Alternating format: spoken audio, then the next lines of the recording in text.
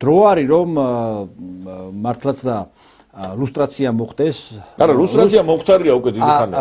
ლუსტრაცია მოხდეს კიდე იმ დაფარული ნაცებით, რომლებიც ჯერ კიდევ მაინც იმყოფებიან გარკვეულწილად საჯარო სამსახურში.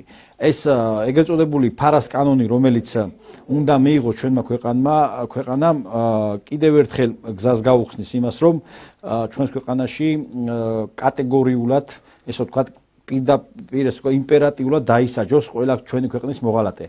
მოგესალმებით, ბელარუსმა ეხლა ხანს მიიღო კანონი, სადაც ანუ კანონში შევიდა ცვლილებები საჯელის ნაწილში და ადამიანები, რომლებიც ქვეყნის ჯაშუშობაში იქნებიან ბრალდებულები და შემდეგ უკვე მჟავრდებულები, ისინი გასამართლებიან და მათ შესაძლებელია დახვრეტაც კი მოუწიოთ. ანუ სახელმწიფომ გაამკაცრა პოლიტიკა ამ კუთხით.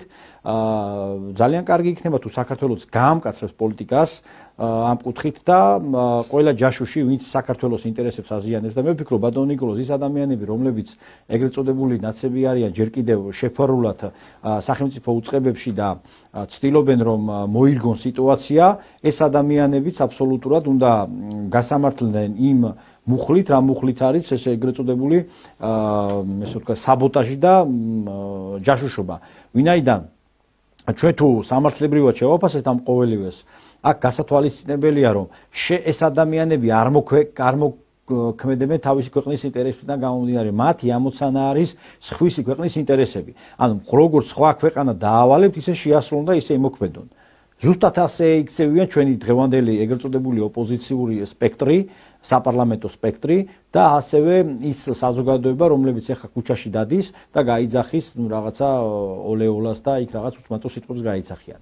მე გულისხმობ იმ ადამიანებს, ვინც ამ ხალხს ესე ვთქვათ დირიჟორები არიან და სათავეში არიან, თუ იქ არიან ადამიანები, ახალგაზრდები, რომლებიც ბრმაიარაღად არიან გამოყენებულები და დარწმუნებული ვარ დღეს თუ ხვალ გონს მოვლენ და სახელმწიფო სამსახურში ჩადგებიან.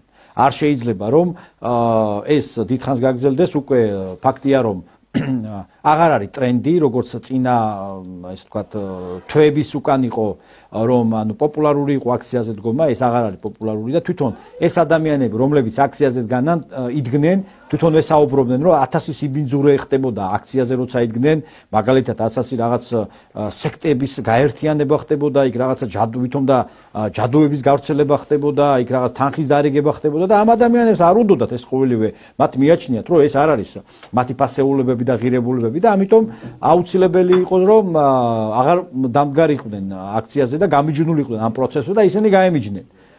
და დღეს თუ ხვალ მე დარწმუნებული ვარ რომ ამ აქციების დიდი ნაწილი გაემიჯნება და ფაქტურად ეს ეხლა თუ დაუშვათ 20 კაცი და 30 კაცი იკრიბება, ხვალ შეიძლება 5 და შეიძლება ეს 5 კაცი არ შეიკრიბოს. ხო, მაგრამ და ამიტომ არ შეიკრიბება ბატონ ნიკოლოზ რომ საზოგადოებამ დაინახა ყველაფერი რომ ეს აქციები მხოლოდ და მხოლოდ მიმართულია უცხო ქვეყნის აგენტურასთან.